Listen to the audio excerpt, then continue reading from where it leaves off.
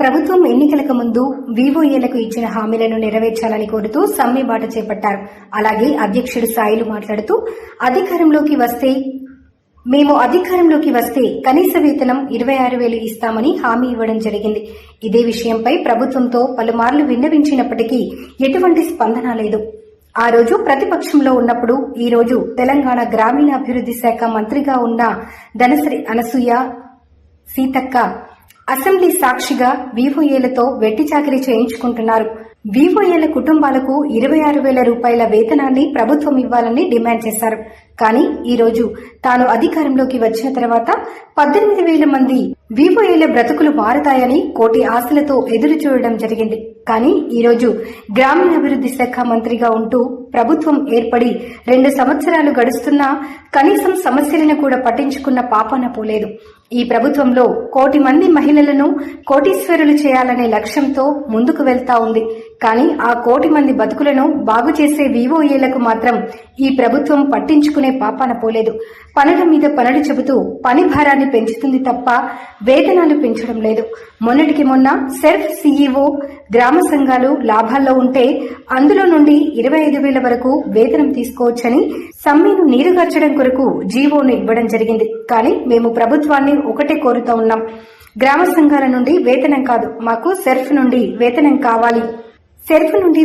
కావాలని ఈ రోజు ప్రభుత్వాన్ని డిమాండ్ చేస్తున్నారు. వీవోఏలకు కనీస వేతనం 26,000 రూపాయలు ఇవ్వాలని డిమాండ్ చేస్తున్నారు. సెర్ఫ్ ఉద్యోగులుగా గుర్తించి హెచ్ఆర్ పాలసీ వర్తింపజేయాలని డిమాండ్ చేస్తున్నారు. అర్హులైన వీవోఏలకు సీసీలుగా పదోన్నతి కల్పించాలని డిమాండ్ చేస్తున్నారు. వీవోఏలకు సాధారణ బీమా మరియు ప్రమాద బీమా మరియు ఆరోగ్య బీమాను 20 లక్షల రూపాయలు ఇవ్వాలని డిమాండ్ చేస్తున్నారు. ట్యాబ్ సౌకర్యం కల్పించి నెట్ సౌకర్యాన్ని కల్పించాలని డిమాండ్ చేస్తున్నారు. 58 జీవోను సవరణ చేసి జాబ్ చార్ట్ ను ఇవ్వాలని డిమాండ్ చేస్తున్నారు. వేతనం వీవోల కనీస వేతనం చెరుపు ఉద్యోగులుగా వీవోల బీమా సౌకర్యం జీవన్ నెంబర్ 58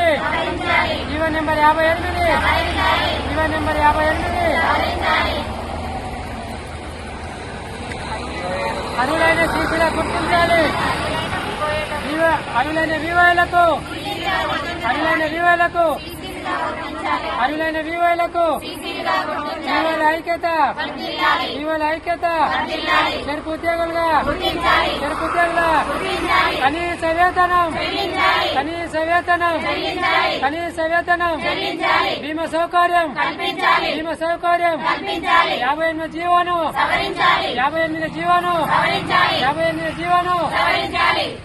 అర్హులైన సీఏలకు అర్హులైన వీవోలకు ఉద్యోగ భద్రత అవార్డు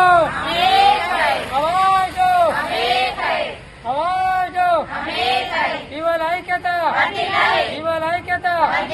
వీవోల కనీస వేతనం ఉద్యోగ భద్రత 58 జీవోను చెరుపు ఉద్యోగులుగా కనీస వేతనం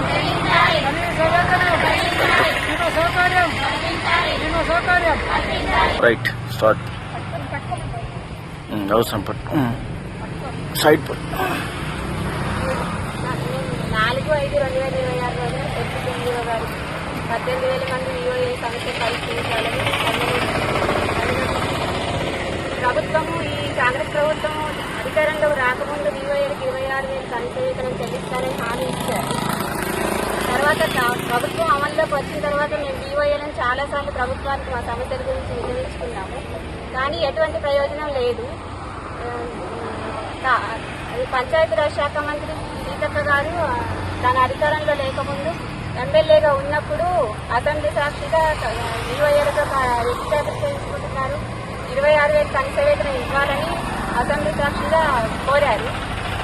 కానీ తను మినిస్టర్గా వచ్చిన తర్వాత కూడా ప్రభుత్వం అధికారంలోకి వచ్చి 2-3 సంవత్సరాలు గడుస్తున్నా కూడా మాకు మా సమస్యలపైన ఎలాంటి చర్యలు తీసుకోలేదు, మాకు ఎలాంటి న్యాయం జరగలేదు.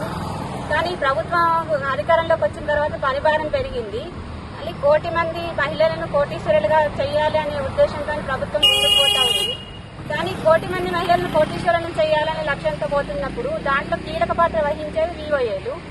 మేము అన్ని రకాలుగా పనిచేస్తేనే ప్రభుత్వం అనుకున్నది సాధించగలుగుతుంది.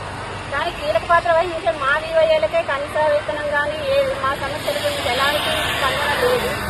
ఇప్పటికీ కూడా స్పందించకపోతే మేము మా సమ్మె ఉధృతం చేస్తామని ప్రభుత్వానికి తెలియదు.